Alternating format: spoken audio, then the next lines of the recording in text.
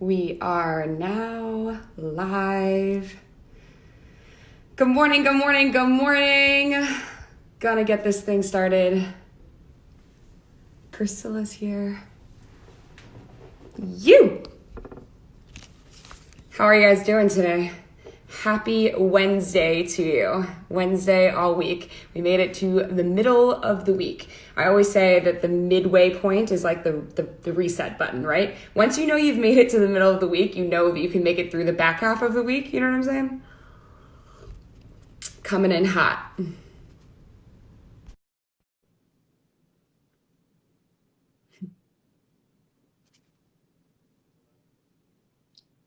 Good morning. Morning, Victoria Bryan. How are you? I'm good. How are you? Fine, thank you. Good. I'm so excited to see your face. I'm so excited that you're on here. Thank you. It's nice to see you too. Are you drinking coffee as well? I'm not. Tea. It's a concoction. Yeah. It's hot water with herbal tea, ginger, cinnamon. Cinnamon. That's interesting. I like the taste. All right. Well, there you go. There you have it. That'll do it. All right. So I'm excited that you guys are on here, that you're on here. I mean, I feel like you need no introduction, but that's just because of who I think you are in my life and in my world. But for the people who don't know, Simon's latest book that is out is called The Infinite Game.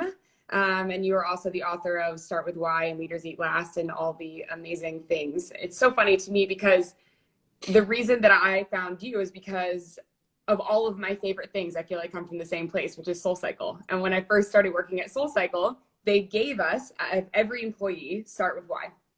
I didn't know that. Yes.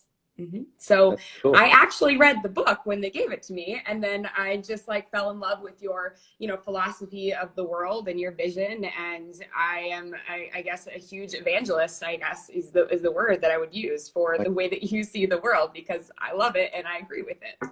I know. I love that. Thank you. So what's your vision that you always say? I want to build a world in which the vast majority of people wake up inspired, feel safe wherever they are, and end the day fulfilled by the work that they do. Yes. And so everything we do is we're working tirelessly towards that. Right. Towards And that mission. now more than ever. Exactly. Now more than ever, for sure. Yeah, so I have a lot of questions that people wrote in and asked about, but I guess I'll start with my own question first. Sure. So my question to you first is, how do we adapt the infinite mindset, especially in times like these, that I feel like it is definitely more important than ever? Well, that's the great thing about the infinite mindset, which is it doesn't need adapting in hard times. The infinite mindset provides that we view all of this as a journey, that we will have ahead days and we will have behind days. Yeah, I don't believe in good days or bad days, because that's a label. And it makes us feel fixed in one of them. Where ahead days and behind days are both temporary. If you're in a behind day, it's okay. It's not going to last. And if you're in a head day, don't be too full of yourself. All of it requires work. Think about it. We have hurricanes or snowstorms that sometimes cause loss of life and sometimes destroy property and setback economies. But they happen on a regular enough basis that though they can be traumatic and difficult and hard, we sort of know how to prepare for them, we know what to do with them, and we understand that it'll pass, right? Well, imagine if instead of living for 70 or 80 years, we lived for 1,000 years. Well, this would be like our 6th or 7th pandemic. Right. Like, these things happen. And other nations have had epidemics. This is the first time in our lifetime we've had a global pandemic. Right.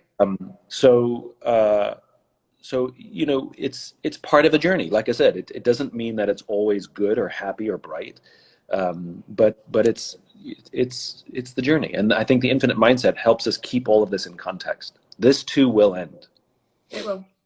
I always like to say that, remind myself that we've made it through 100% of our bad days already. 100% of them, And so while there are days when there's highs and lows behind days. While there are days that we feel more behind, yes, you've made it through all of your behind days. You've made it through every single one of those. And so it's so important to remind ourselves that when you feel like you're behind, or when you feel like you're, low, or whatever you want to describe it as, that you know, it's this too shall pass, that you today are living proof that it does get better and you will get through it because you've gotten through it every 100% of the time before. And that's like super important, I think, to remember. Also, I think it's important to remember that I was thinking to myself the other day that so some of the feelings that are arising right now are feelings of being, you know, anxious or fearful or afraid, worried about, you know, the health and well-being of our families and people that we love and care about. And I thought to myself, like, those are the feelings that I had before any of this was happening as well. I had all of those same exact feelings. And so it feels as though all of a sudden that the context is different and the context has changed, but truly the feelings have been the same across the board before and during what's happening. So the same mechanisms that we use to get through it before can still apply. I mean, all of our feelings are still the same feelings, you know, and feelings are sometimes appropriate and sometimes they come out at all the wrong times, you know, and we don't all have the same feelings at the same times for the same reasons. Right. But one of the things that we have to remember is that this is a trauma, and everybody will have to deal with the trauma in some way, shape, or form. So some people are really having a hard time now, and they're dealing with it in real time. Some of us aren't. Some of us are in go mode. You know, we're like, okay, crisis, go, you know? And I was talking to a friend of mine in the military, and I said to him, you know, when you guys go into combat, you know, you compartmentalize, like you're losing friends are getting wounded to the left and right of you. Like, what do? You're like, because I'm in go mode right now, and I said to him, I'm worried. When's it going to hit me? Like, I'm worried it's going to hit me. Right. And he says you have to be prepared, because he says when you're in mission mode, when you're in mission focus, when you're in go mode, the trauma is still going to hit you. Mm-hmm. And so there's going to be a whole group of people who, when this pandemic, when we get back to new abnormal, when life starts to resume a normal pace, there's going to be a whole group of people who are going to be short-tempered, angry, depressed, and everybody's going to be like, what's your problem? Everything's fine now. It's because they didn't deal with it. And so it's going to come flooding out. So we have to be prepared. I might be one of those people. Yeah, I'm definitely one of those people. And so just to be prepared that when everything's fine and everybody's feeling better and you're not, it's okay. And it'll actually help you deal with it, knowing that is probably going to happen. So I'm already planning a vacation for when this is over, because I'm going to need that space to like crash. I totally feel that. And I have guilt that's already been setting in about that, because I, you know, when I can and I'm able to get back to work, I feel like I need to be there for other people. But at the same time, I feel like I know that's exactly what I'm going to need is to get away and have a vacation and just. And most importantly, you've been there for everyone. You've been there for everyone. You've been there for everyone. You also have to get comfortable with the fact that you're going to have to ask for help. Right. I think that's true. I think that's right. And there's a lot of people who feel like they are, you know, the person who's there for everyone else in their life. And it is important to remember that we have to be able to ask for help and know that you can't be the beacon for everyone in your circle and everyone in your life all the time, you know? Yeah. Life is made up of balance. Mm-hmm. Give and take, you know? Give and take. Speaking of balance, I had a question that came about balance, and it says, how do you balance the need to help yourself with the desire to help others at this time? Which is basically what we were just speaking about. I mean, the answer is both are true, you know? They're not discrete packets. They can happen simultaneously. The best thing about human beings is that we actually help ourselves by helping others. You know, service is a remarkable thing. Mm-hmm. Alcoholics know this. If you go to an AA program, you go to Alcoholics Anonymous, most of us are familiar with the first step, you know, admit you have a problem. But it's the 12th step that matters the most. If you master all 11 steps, but not the 12th, the odds are very high that you'll succumb to the disease again. But if you master the 12th step, you're more likely to beat the disease. The 12th step is to help another alcoholic. Mm-hmm. It's service. And so if you're struggling with dealing right now, find a friend who's struggling with dealing right now and help them. Right. If somebody's, you know, lost their job and they don't know what the future holds, and you're one of those people too, find somebody and help them. It seems counterintuitive. Be the thing that you need. because what ends up happening is we're not objective for ourselves, and we're full of emotion, and we can't necessarily focus, but for someone else we can. Right.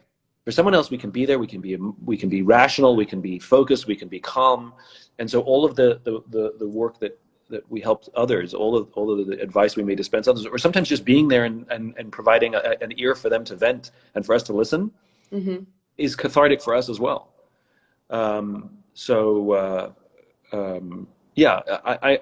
remember, we are social animals and we need each other, and this is the hardest thing about these times, especially for people who are sheltered at home alone, mm-hmm. which, to take human beings away from social animals is in itself a trauma.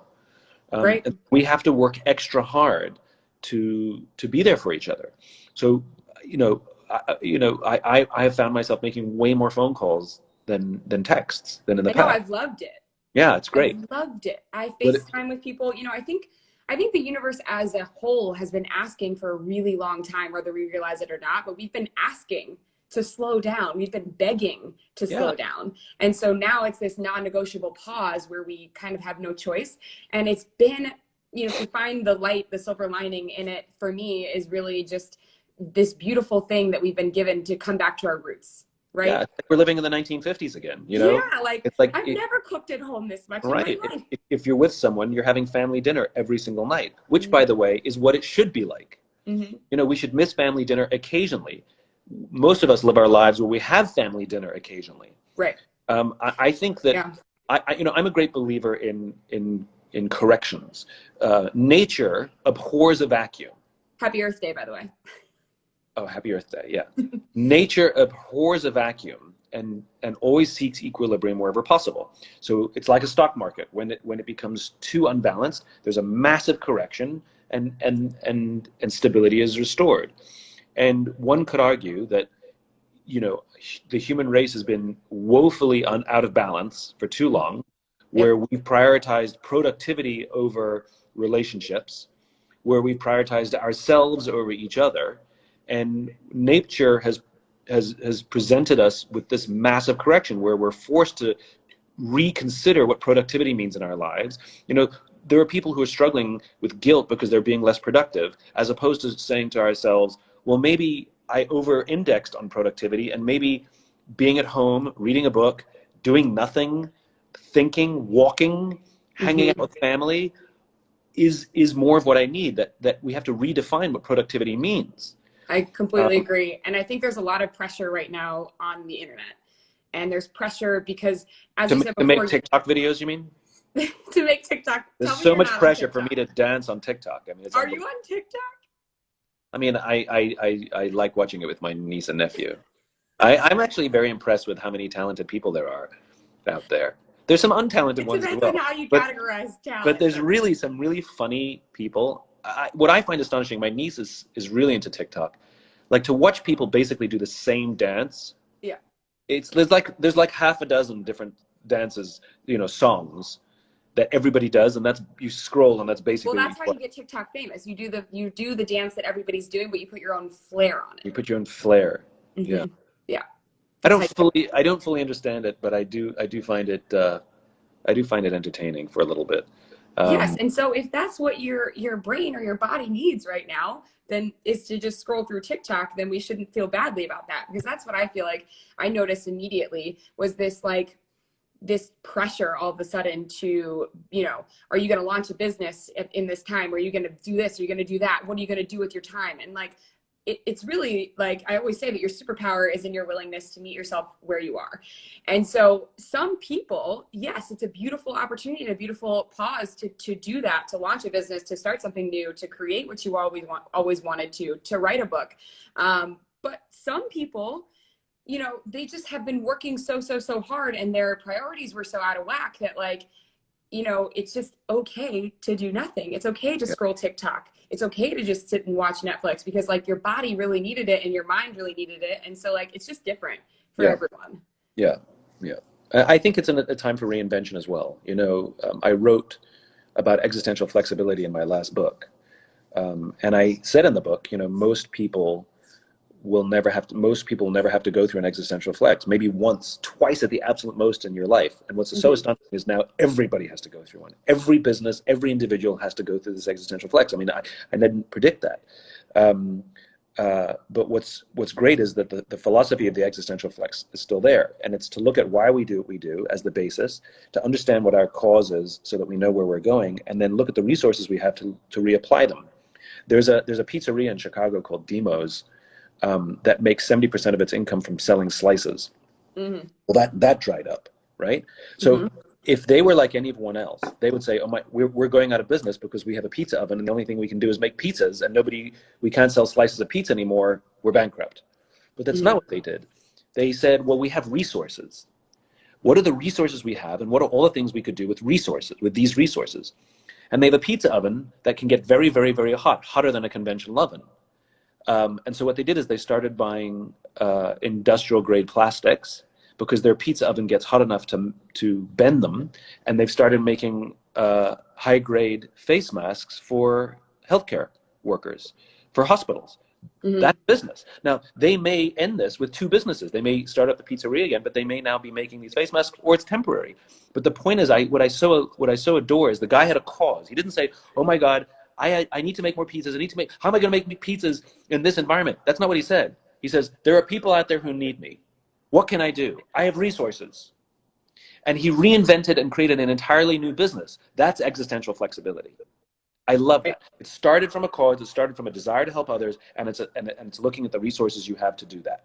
I mean, I feel like that's what the underlying premise of like all of your books. It talks, in many, many ways about how we pivot, and how businesses, the ones that make it and the ones that don't, and the ones that do are the ones that take care of their people, and the ones that are able to pivot in crisis mode. The pivot is part of the way we take care of our people. It's hard. Look, let's not kid ourselves. There are many businesses that will go out of business, no matter how visionary, no matter how cause-driven, no matter their resources. It's like every video rental store is out of business because we don't need video rental stores anymore. Right. You might have a retail space, but you don't need videotapes or DVDs. But my point is that also that this is not unprecedented, which is we know we've seen change in our society put businesses out of business, put industries out of business.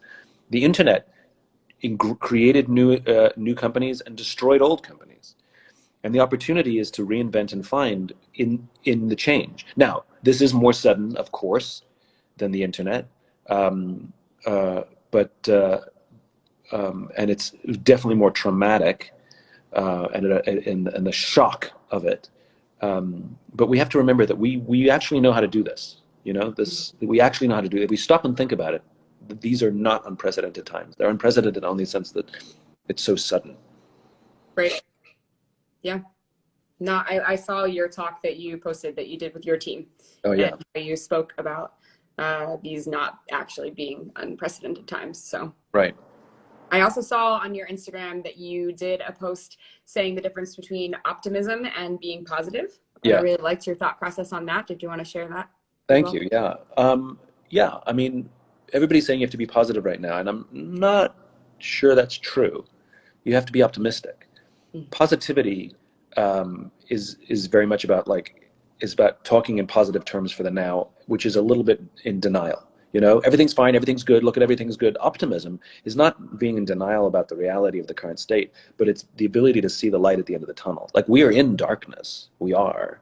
Like, there's no getting around that. But there's a light at the end of the tunnel. I don't know how far away it is, but I know it's there, and I choose to focus on the light. And I choose to march forwards quickly or slowly, depending on my energy in the day. But I'm going to go forwards towards the light, and I will get there. And that's what optimism is. It's the undying belief that the future is positive. Yeah. And I think what we need a lot of right now is optimism. And the way we maintain optimism is friendships and relationships. Being around people helps. Talking to people a lot helps. Maintaining a sense of humor helps. Reading stories about people doing good things for other people helps. Releases oxytocin, makes us more optimistic. putting away the news. The news is just bad, bad, bad, bad, bad, and it's Yeah, important we have to to keep make informed. what we're consuming a priority for sure. But think of the news like sugar. You know, like have a little bit of it now and then, but that shit is bad for you. It is. Yes. The news is like sugar. Uh, let's see. Any other questions? We have a bunch down here, but I mean, we can end it with this is a fun game. I want to play a game. Okay.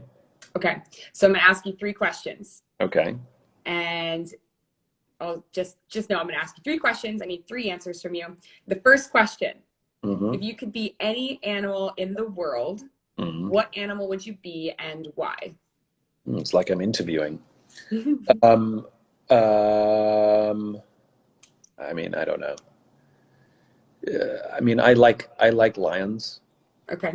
I've always had an affinity for them.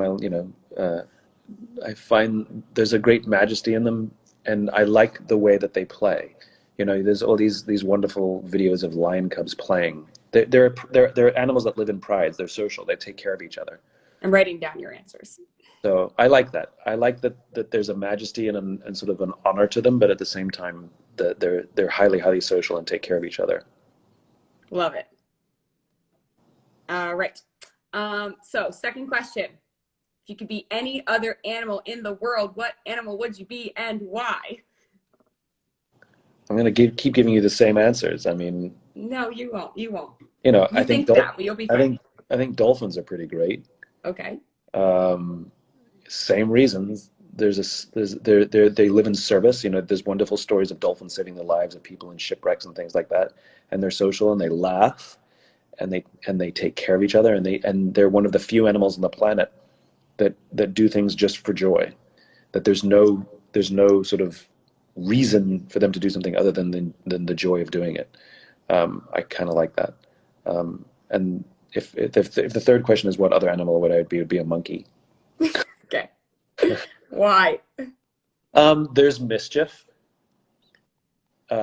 Still social, but I like the playfulness. I like the mischief of monkeys. Okay. Somebody once told me that my spirit animal is a monkey. Well, that person was probably right. Okay, so the first animal that you said, the lion, is who you see yourself as. Okay. Majestic, playful, social. They take care of each other. That's who you see yourself as. Okay. Second animal is how other people see you. Okay. So a dolphin, that you live in service, that you tell wonderful stories, social, and you're one of the few animals that do things just for joy. I love that. And then the third one is who you deep down actually are. So mischievous, social, and playful. Yeah, probably all true. Yeah, it's like one of my favorite games to play. That's good. Very good. I like that. Yeah, I think it tells you a lot. It's just a fun thing to do. Just learn a lot about people. And whenever you do it, no matter who you do it with, they always just smile a lot. Yeah, that's good. That's good. No, I like it. So, well, anything else you want to jump on here and say before we jump off this thing? No, thanks for having me. It's nice to be here. Nice to see you. I'm glad you're doing well. Yeah, just trying to be optimistic in these times. And I've been doing a lot of talks with people that inspire me, and you're always top of mind whenever that I think of someone who inspires me. Oh, thank you, Victoria. I really appreciate it. So sweet of you. Yeah. So that's what I got. Cool. Well, be well, be safe, take care of yourself, and take care of others. Thanks. You do the same. Thanks for being on, and I appreciate you. Stay well. You too. Bye. Bye.